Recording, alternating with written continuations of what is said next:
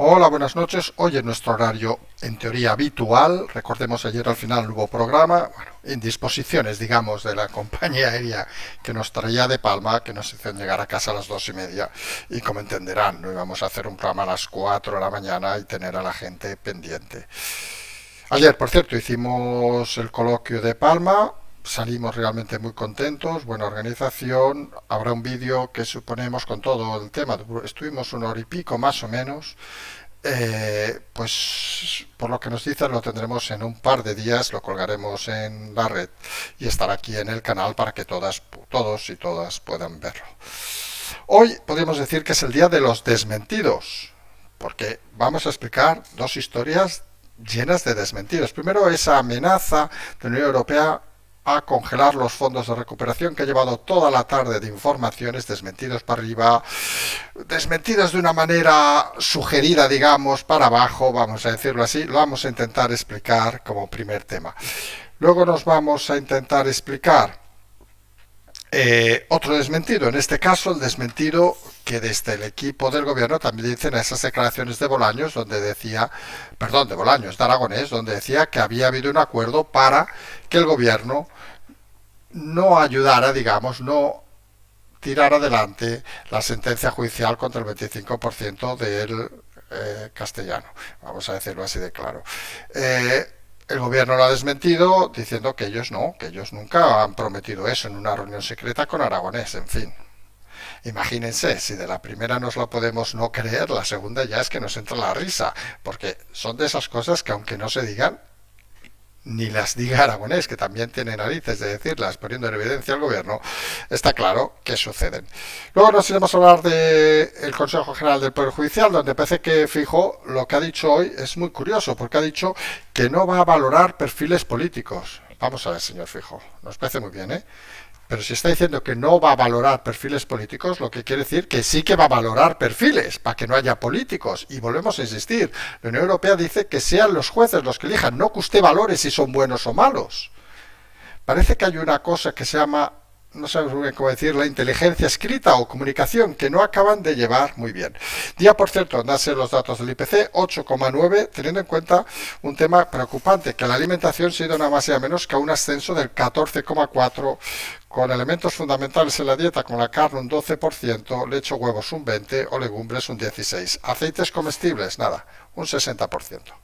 No les decimos nada de cómo puede ponerse el tema. Aparte, recuerden el tema de los aceites, que este año ha habido muy poca cosecha para hacer aceite de oliva y parece que los precios se van a disparar todavía más. Luego nos iremos a hablar un poco de Podemos, de esa sensación de que primero se ve que no encuentran candidatos para ganar las candidaturas. Imagínense, si Podemos no encuentra candidatos, imagínense Ciudadanos, debe ser la leche.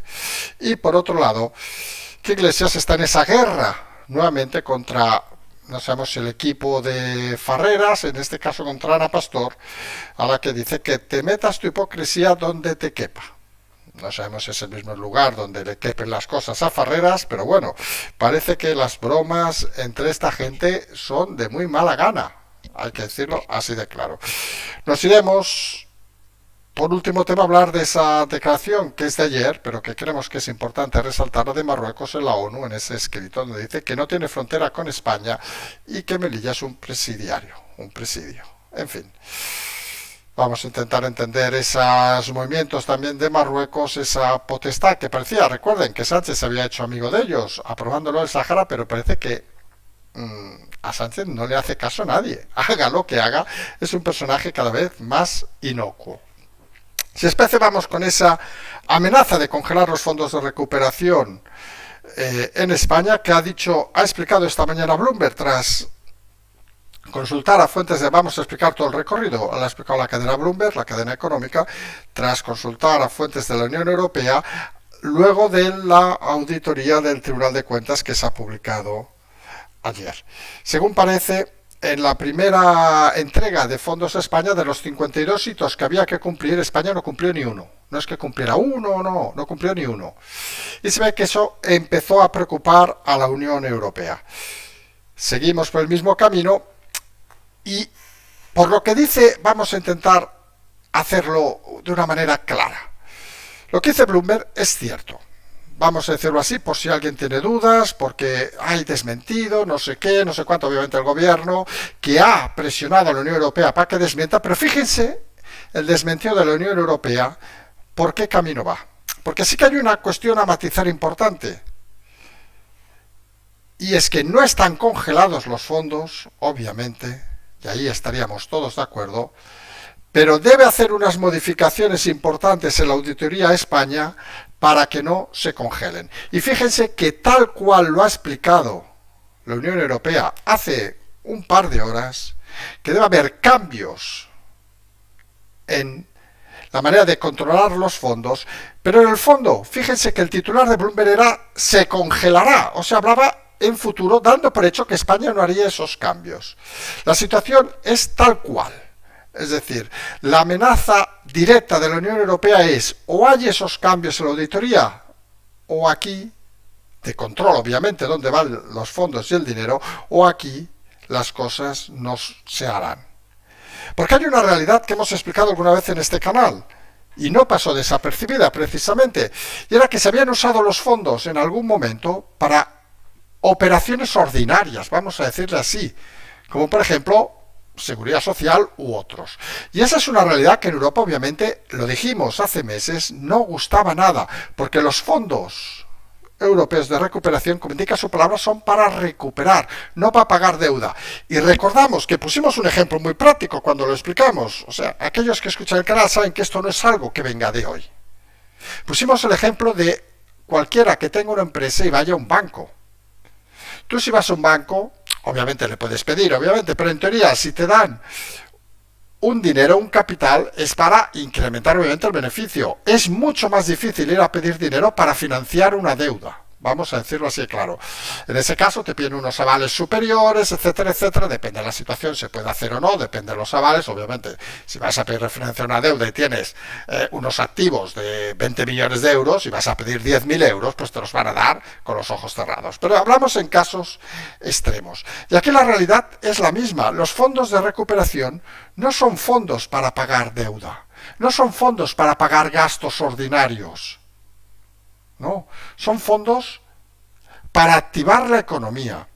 Y es obvio que cuando vinieron a investigar, porque esa es la palabra correcta desde la Unión Europea, y cuando el Tribunal de Cuentas ha lanzado su informe, lo que se está viendo es que los datos que se dan no están cumpliendo esa función. Y es más, se dan cuenta de que no existe un control efectivo del destino de los fondos. No sé si les suena esto a lo de los seres, pero podría sonarles. Y no decimos que se vayan a corrupción. Pero lo que está claro que hay un paso en la Unión Europea que siempre hemos comentado, que no van a dar el dinero gratis para que lo tiren. Y cada vez hay más dudas, recordemos las denuncias, por ejemplo, a la Comunidad de Madrid, por decir una muy clara, cada vez hay más dudas de que el dinero efectivamente se esté inyectando en los canales adecuados en España. Y Europa, en ese momento, que estamos hablando de hace pocos días, exige a España que un control absoluto de los fondos para seguir dando los fondos. Bloomberg pregunta a la Unión Europea y efectivamente los altos cargos de la Unión Europea le dicen que existe ese aviso. Ellos lo sintetizan en la palabra se congelará y aquí salta el escándalo. El presidente, que lo tenemos en Berlín haciendo campaña a ver si lo colocan en algún lado, el gobierno un viernes a la tarde diciendo mierda, que nos íbamos a ir de vacaciones, y urgentemente comunican con la Unión Europea para decir que hay que desmentir eso rápidamente porque eso puede ser un desastre. La Unión Europea, que saben de qué pie calza en estos momentos, pues automáticamente se ha puesto a desmentir que estuvieran congelados, lo cual no es desmentir, es cierto, no están congelados, pero ha dicho a los 2 segundos que habría que auditar de una manera más efectiva, aumentar los controles, dando la razón en el fondo a la información, convirtiendo el desmentido en una afirmación.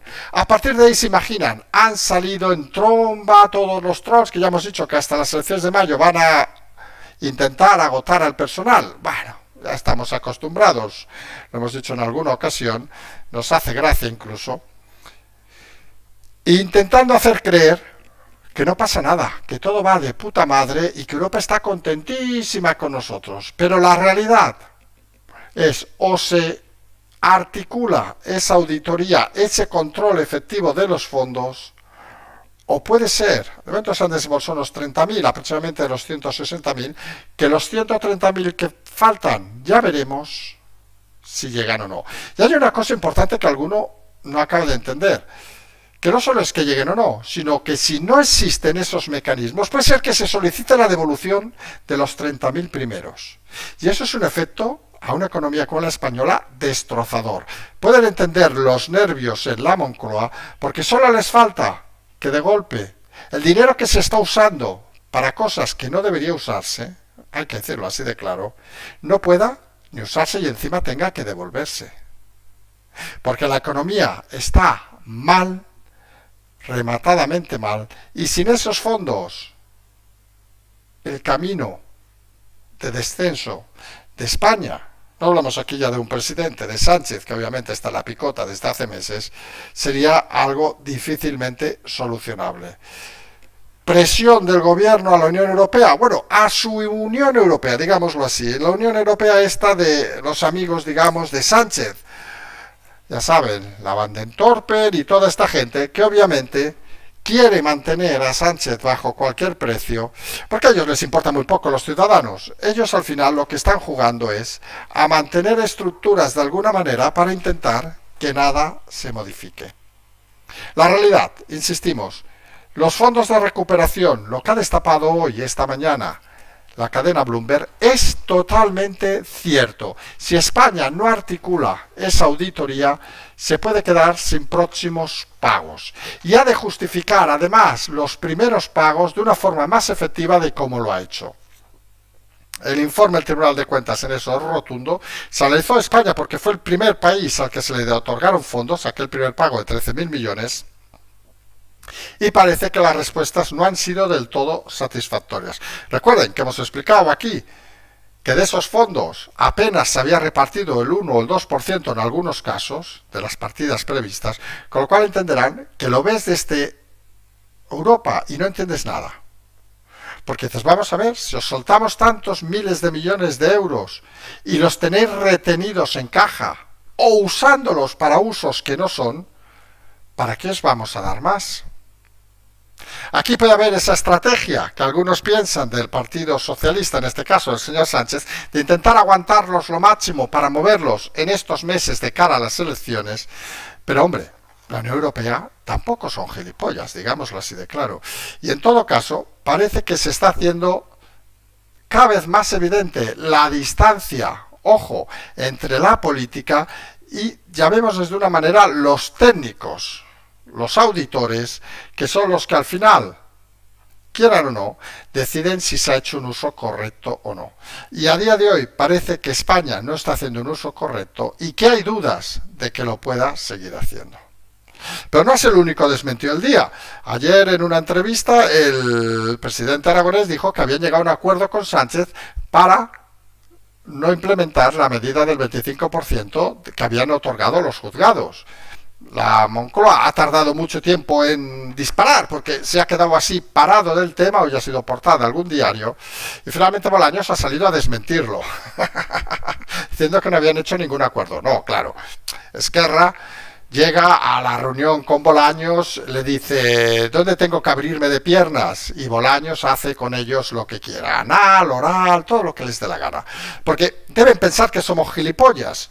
Porque el apoyo de Esquerra, obviamente, y la poca insistencia, digamos, del gobierno que ha dejado abandonados a todos aquellos, sobre todo empezando por el Tribunal de Justicia Superior de Cataluña, que había dado una sentencia y no ha visto que haya sido apoyado por el propio gobierno, pues parece que nos traten de tontos.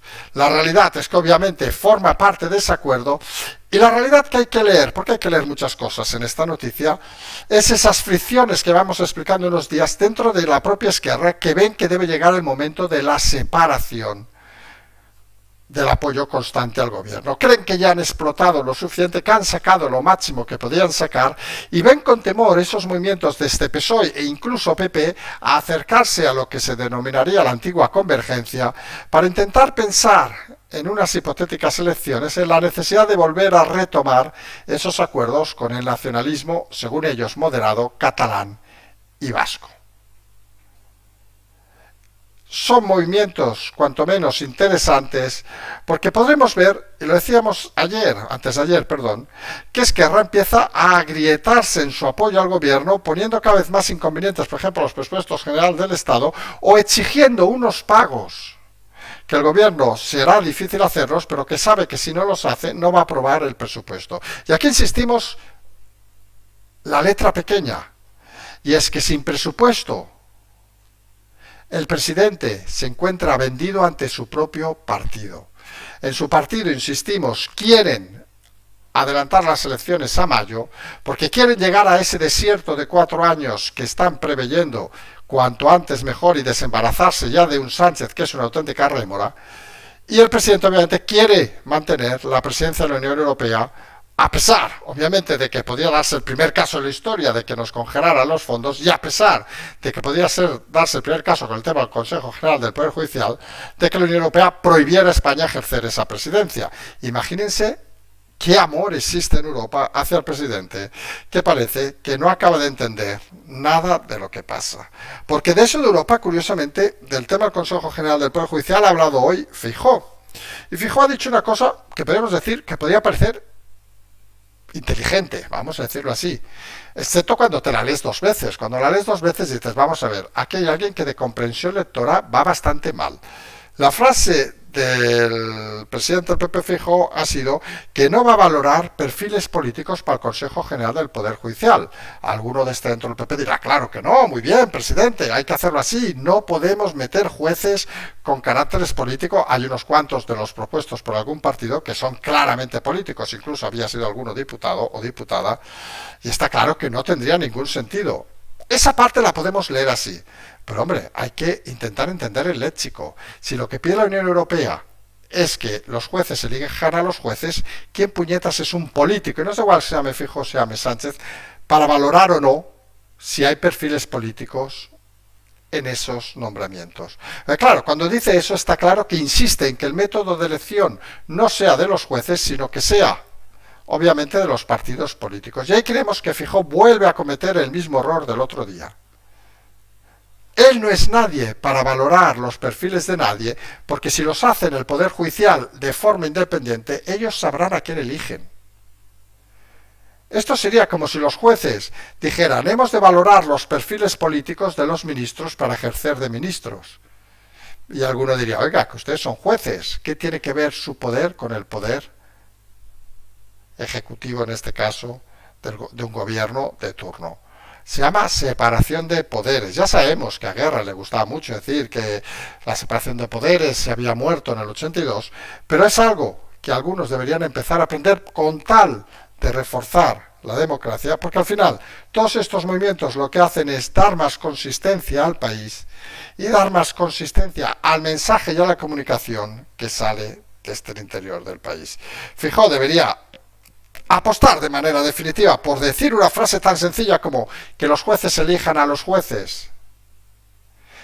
Apostaría por Europa, seguramente no habría ningún acuerdo, con lo cual Europa se vería la obligación a lo mejor de prohibir, mire la carambola, la presidencia europea en un comunicado. Sánchez ya no tendría ningún lugar que se quedara hasta diciembre y el Partido Socialista presionaría para convocar elecciones y largar a Sánchez cuanto antes. Problema. Y lo hemos dicho en más de una ocasión, que Feijóo no quiere las elecciones en mayo. Es que hay 2 elementos que no quieren un avance de elecciones en mayo. Ni Feijóo, que se vería obligado a pactar con Vox, ni Sánchez, que se vería obligado a renunciar obviamente a la presidencia europea, que cree que puede ser un trampolín para nuevos cargos fuera de España. Con lo cual, para activar ese mecanismo, Feijóo debería decir que elijan los jueces, y parece que le está costando mucho decir algo tan evidente, no porque lo deba pensar, que creemos que lo debería de pensar, sino porque es lo que exige la Unión Europea. Y hombre, y si ya estás enfadando a la Unión Europea con un tema, no la enfades por 2, porque al final la sensación que puede tener la Unión Europea, y que pueden tener muchos ciudadanos, es que da igual quien mande aquí. Que aquí lo único que quieren algunos es poner a los suyos para no ver peligrar su pedigrí en los próximos años. Si llegan los próximos años, porque ha sido el IPC, otro 8,9% en este mes, y hay que destacar sobre todos los alimentos, que han subido un 14,4%, como habrán notado todos los que van al supermercado. Obviamente, si ha ido al supermercado señor Sánchez, que no va, pues no lo habrá notado.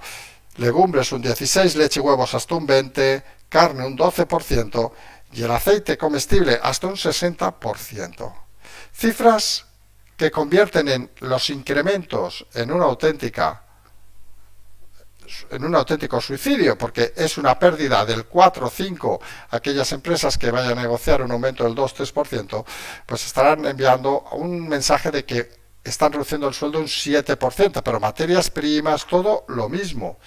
Y nos explicaban ayer una frase importante, que la mayoría de los convenios se revisan en enero y que muchos están vinculados al IPC, pero no solo los contratos, muchos alquileres, por decir algo, están vinculados al IPC. Y imagínense alguien que pague un alquiler que le incrementen un 10 o un 12% de golpe. Estamos hablando de mucho dinero que la gente no va a poder asumir. Aquí no estamos hablando de un crédito bancario, etcétera, etcétera, que no están vinculados al IPC, pero sí del día a día. Contratos de alquiler, de pisos, por ejemplo, tema de precios en muchas empresas que los vinculan al alquiler, contratos de trabajo. Y fíjense que nadie cree a estas alturas que un contrato de alquiler, si está ligado al IPC por buena fe, alguien va a decir, no, el IPC sale que es el 10%, vamos a subirle solo un 2%. Nadie se lo cree porque significaría perder un 8% al propietario. Lo mismo que al revés, nadie se cree que una empresa tenga que subir un 10% más todas las cotizaciones sociales, todo lo que ha subido, por la incapacidad del gobierno. Y puede ser, lo dijimos el otro día, un enero muy, muy duro. No solo en el tema de la energía, sino en muchos otros temas que habría que empezar a pensar para que no llegue ese momento y coja a más de uno totalmente desprevenido. El IPC, al final, es algo que saliendo a la calle lo ves. Nosotros que estuvimos ayer en Palma, que estamos en unas horas en Bilbao, cuando sales a la calle y aunque sea pedir algo, te das cuenta de que los precios han subido una barbaridad en los últimos meses, y ya no les digo cuando vas al supermercado. Es algo tan evidente que parece mentira que algunos todavía no se hayan dado cuenta. Que parece que se ha cabreado y mucho, es Pablo Iglesias, que por cierto nos hemos dado cuenta hoy que nos ha bloqueado, nunca nos había bloqueado en todo este periodo. Ponemos hace un par de días, no lo sé exactamente, porque había una noticia de él, hemos entrado y dice, ¡ay, mierda! Nos ha bloqueado. Suponemos estará muy preocupado, no lo sabemos, le debemos caer mal, yo qué sé, hace un puto podcast, se ve, dice que es una mierda, eso lo dijo ayer, y que tiene que escribir mucho para ganarse la vida, en fin. Es muy triste lo de Pablo Iglesias. Pablo Iglesias lo que debería hacer, y lo hemos explicado en alguna ocasión, es recordar cómo ascendió, gracias a quién ascendió, cada uno que entienda lo que quiera, y acordarse de que no puedes ir de listo cuando quien te asciende, quien hace, que mueve los hilos, es bastante más listo que tú. Porque si no, al final no hay recorrido. Ayer lo comentábamos en Palma, a una pregunta de un oyente, ¿era necesario el 15M? Algunos pensamos que sí, que era un momento donde había que dar ese golpe a la ciudadanía, a las entidades, para darnos cuenta de lo que podíamos llegar a perder. Había que espabilar la sociedad. Pero, y eso es obvio, que nadie se pensara que eso iba a ser permanente. Eso iba a ser una pequeña chispa que iba a durar 4, 5, 6 años y que luego iba a poner a cada uno en su sitio. Obviamente, los que se han creído la historia, porque creyeron que eso iba con ellos, pues acabarán en el estercolero de la historia. No solo pensamos en Iglesias, sino en su amada mujer, etcétera, etcétera, etcétera. Pero Iglesias, aparte de eso, tiene un problema un poco conceptual con sus ex amigos, Farreras, mujer y compañía, suponemos. Hoy ha arremetido contra Ana Pastor, la mujer de Farreras, diciendo, métete tu hipocresía donde quepa. Antes hemos hecho una broma, que a lo mejor es donde cabía lo del señor Farreras, pero no lo sabemos si va por ahí los tiros. Pero la realidad es que han pasado de ser muy amigos, muy amigos, muy amigos, a profundamente enemigos. Y esto es curioso, porque esto te hace reflexionar dos cosas rápidamente. Una, que en la política no existe la amistad. Existen los intereses, en la alta política hablamos, obviamente, ¿eh? Cada uno va a lo suyo, y comportamientos éticos o estéticos son muy difíciles de ver. Yo les confieso que muy poquitos he visto.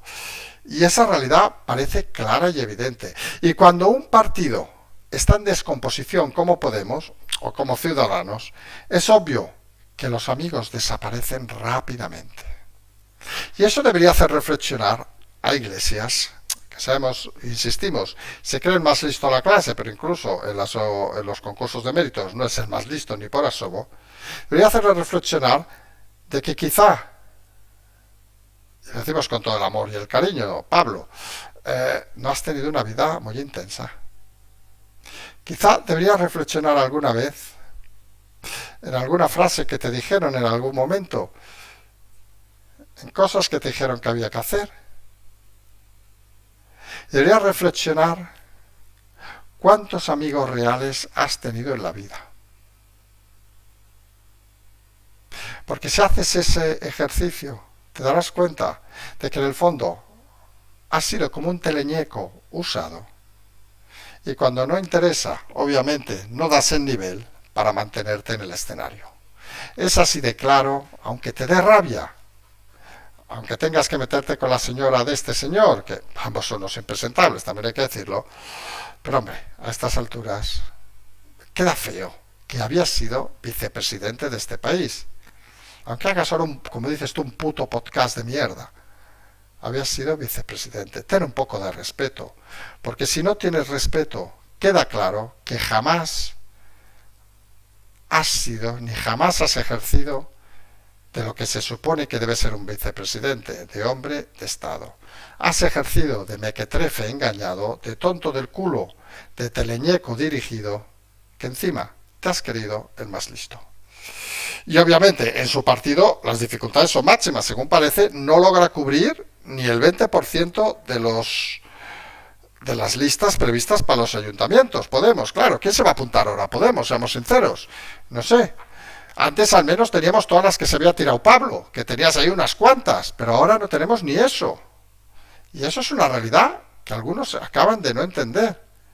Los partidos no es una persona, esto va por Yolanda Díaz, obviamente, no es una persona, yupi guay, etcétera, que por cierto el Consejo de Transparencia va detrás de ella por el tema de Roma, que explicamos aquí en su momento, del viaje a Roma al Papa, que no has querido explicar ni con quién ha ido ni nada, y el Consejo de Estado, el Consejo de Transferencia, entiende que obviamente es dinero público y hay que explicar quién cojones ha ido y quién cojones se ha gastado en comida. En fin, cosas básicas que en una empresa privada, en una familia, se entenderían. Ustedes imagínense que tienen una cuenta, aquellos que estén casados o en pareja, con su pareja mujer, y de golpe desaparecen 2.000 euros de la cuenta. Y dice, no, me he ido con unas amigas a cenar, o unos amigos. Y dice, pero ¿y quién ha sido? No, cariño, no te lo voy a decir, ¿eh? Que es secreto de Estado. Bueno, al menos no pasará como Puigdemont, que llegará a la factura del puticlub de Berlín. Pero bueno, en fin, eso ya son cosas que saben que los catalanes en eso somos más cachondos de lo que parecemos. La realidad, Podemos en crisis, Podemos en desbandada y Podemos que parece que no tienen donde caerse, literalmente muertos. Y ayer salió una noticia de una carta que había enviado el Reino de Marruecos, nuestros amigos de Marruecos. Recuerden que el otro día encontraron unos espías por ahí en la Embajada de Marruecos. Cosas curiosas que pasan. A veces también explicar historias que, no sé, pero solo hay que ver un poco alguna serie de televisión o leer algún libro para imaginarte que en las embajadas hay espías. En fin, lo más normal del mundo. No estamos explicando tampoco ninguna historia extraña. Pues Marruecos en una respuesta a las Naciones Unidas dijo que no tiene frontera terrestre con España y que Melilla es un presidiario, una prisión, o exactamente no me acuerdo ahora la palabra que utilizó. Pues señores de Marruecos, pues a día de hoy tienen dos fronteras terrestres, una en Ceuta y una en Melilla. A día de hoy no consideramos lo de los peñones, porque en teoría en una podrías acceder cuando baja la marea, pero bueno, vamos a dejarlo en Ceuta y Melilla. la cuestión no es si hay fronteras o no hay fronteras terrestres, que cada uno puede decir la chorrada que pueden decir. Recuerden, por ejemplo, y con todo respeto, si alguien nos escucha desde allí, saben, en Argentina tú no puedes poner en un mapa que las Islas Malvinas, o Falkland en inglés, son del Reino Unido. Automáticamente te dicen que ese mapa es falso. Y dices, coño, joder, pero ¿de quién son? O sea, que hay que intentar al menos, señores de Marruecos, una cosa es el mensaje y la comunicación, que nos parece muy bien decirlo, pero otras son las evidencias, porque hacen quedar a uno un poco tonto, vamos a decirlo así.